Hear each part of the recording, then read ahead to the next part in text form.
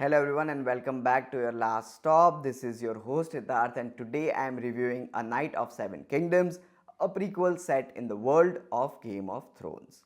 Now let me be very clear about one thing right away. This is not a direct sequel or a typical spin-off. Instead, it's a very focused, character-driven story based on George R.R. Martin's Tale of Dunk and Egg. The series consists of 6 episodes and revolves around one central character, Ser Duncan the Tall. The story begins when Duncan arrives at a tournament in Ashford Meadow, and from there the entire season follows his journey.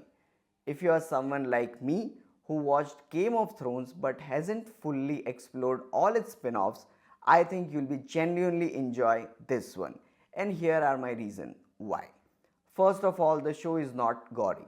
There are no flying dragons, no heavy political mind games, and no overwhelming lore dumps.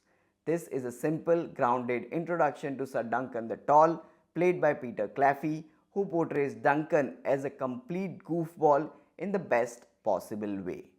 Duncan is a knight who isn't even sure if he has been knighted properly.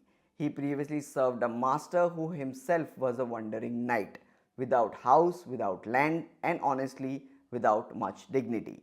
In short, Duncan comes from a very humble, almost tragic background. One of the strongest elements of this series is its central relationship between Duncan and Egg, a young stable boy who later turns out to be Aegon Targaryen, the future king of Seven Kingdoms. Watching this bond develop is what truly makes this series worth your time. The show has solid story arc, we meet characters from various houses, but it never loses focus. It stays intimate, fresh, and surprisingly light-hearted.